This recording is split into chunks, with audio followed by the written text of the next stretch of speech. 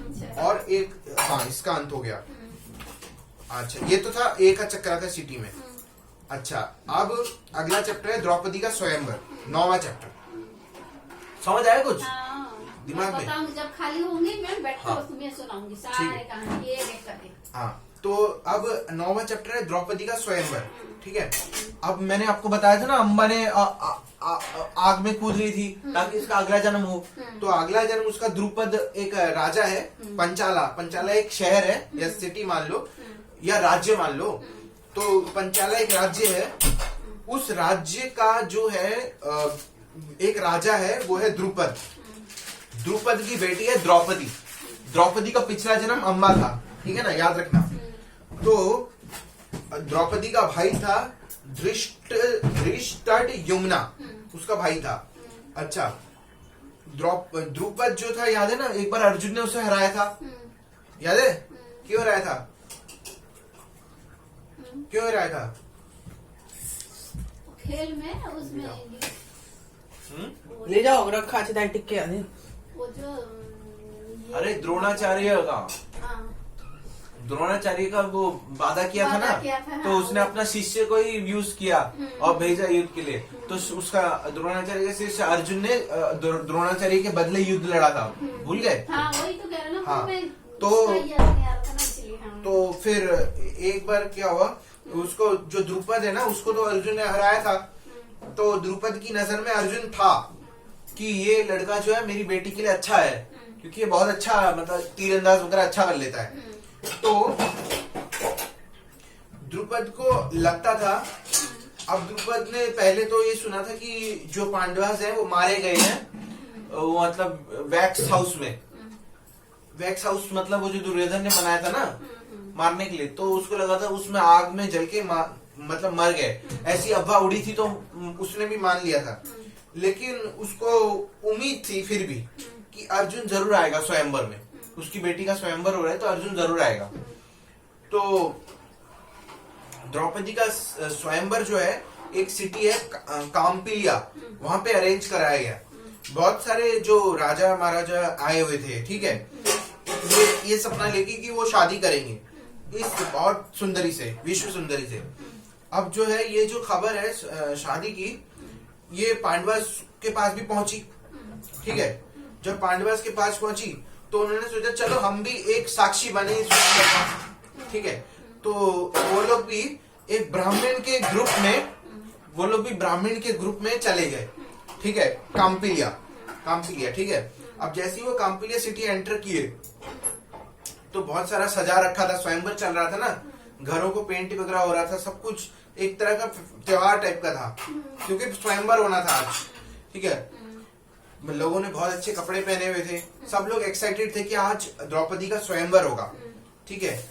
प्रदीप उसके बाद क्या हुआ, अब मैं सुना क्या नहीं?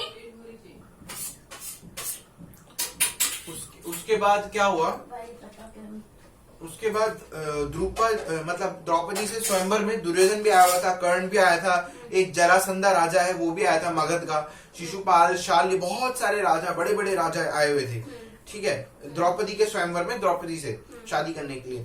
तो अब पांडवास जो थे वो तो एकदम जैसे मतलब भिखारी जैसे दिखता है ना, ब्राह्मण टाइप का, तो वो तो वैसे बन के एक ब्राह्मण के ग्रुप में वो लोग गए थे और कोने में खड़े हुए थे, ठीक है। तो अब क्या हुआ, द्रौपदी जो थी वो आई दुल्हन के ड्रेस में, ठीक है। अब सारे सोचने लगे कि द्रौपदी किसकी होगी, किससे विवाह करेगी आज, ठीक है।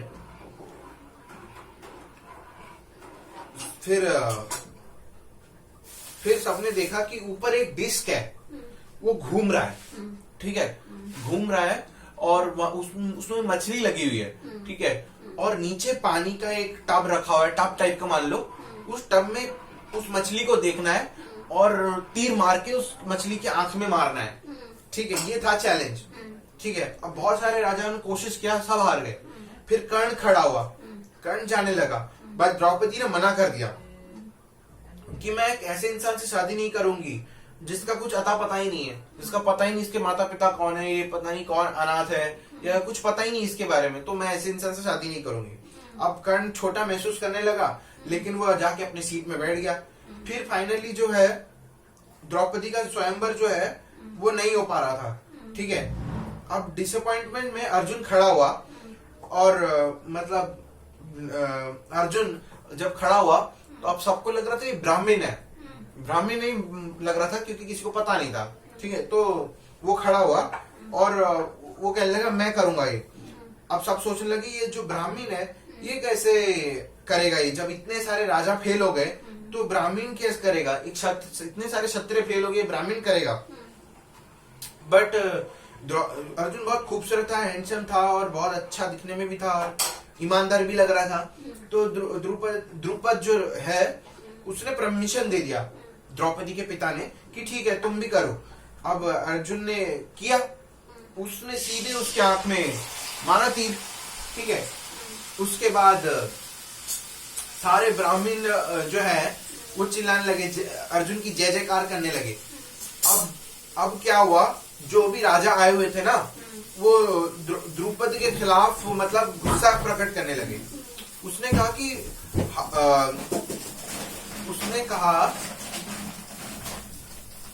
ये जो द्रौपदी है ये एक गरीब ब्राह्मण से विवाह करेगी, और कुछ ने तो द्रुपद को जान से मारने की भी धमकी दी, कुछ राजाओं ने। बट कुछ लोगों ने इसके खिलाफ आवाज उठाया इस अपमान का।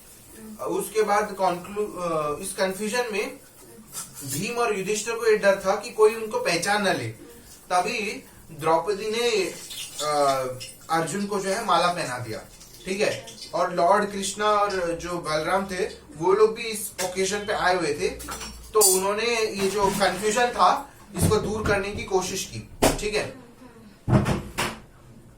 फिर द्रुपद ने जो है उसने अपने बेटे से पूछा कि इनका असली आइडेंटिटी पता कराओ, ये जो ब्राह्मण दिख रहा है ये आदमी जो मेरी बेटी से अभी जिसने जो अभी स्वयंवर रचा और इसने मतलब तीर मारा, ये दिखने में तो ब्राह्मण लग रहा है लेकिन ये है कोई और। तो द्रुपद ने बोला अपने बेटे से कि तुम इनका पीछा करो और इनका पता लगाओ ये असली में है कौन, ठीक है। तो द्रौपदी का विवाह हो गया अर्जुन से, ठीक है। हाँ, उसके बाद जो पांडवास थे वो वापस चले गए, ठीक है। और उसने अपनी मम्मी को बुलाया, कुंती ऑल्सो बाहर आई। फिर उसके बाद मतलब देखा उसको, द्रौपदी को देखा और फिर द्रौपदी का स्वागत किया बहू के रूप में, ठीक है। फिर ये जो धृष्टद्युम्न है ना, ये पांडवास का पीछा कर रहा था बहुत गौर से और बहुत पास से।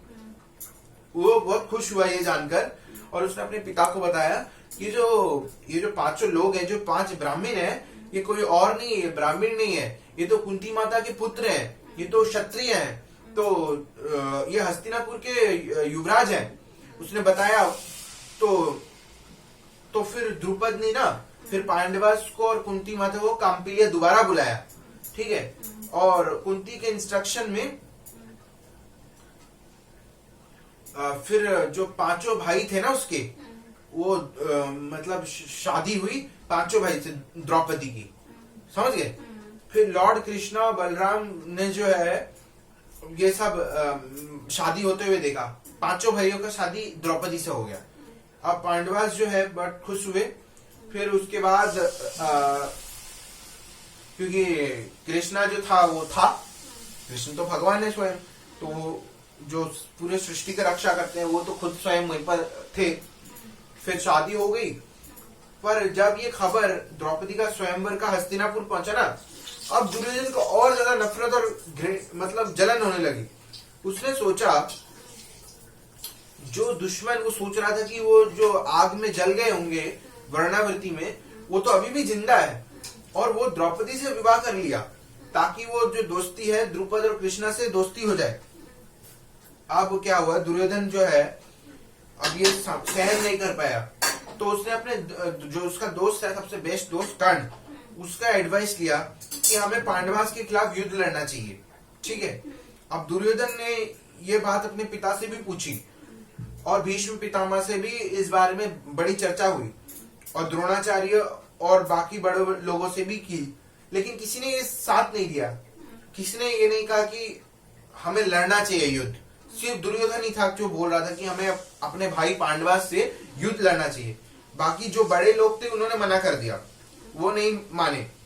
वो इसके खिलाफ उन्होंने कहा कि ये नफरत करके क्या क्या हो जाएगा, तुम अपने ही भाइयों से नफरत करके युद्ध करके क्या पालोगे, ये सिर्फ तुम्हें ही बदनाम करेगा और तुम्हारा ही बदनाम होगा, लोग तुम्हें ही बुरा समझेंगे और तुम्हारी अच्छाई खोएगी।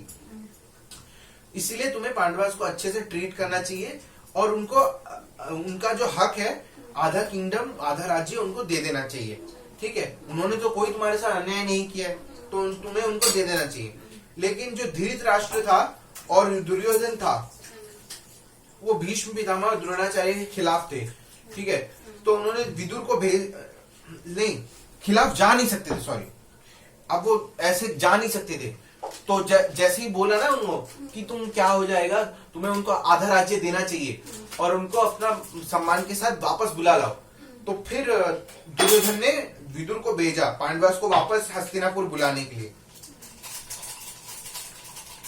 तो विदुर जब आया तो द्रुपद को पसंद नहीं था दुर्योधन, जो द्रौपदी का पिता था द्रुपद, उसको पसंद नहीं था दुर्योधन।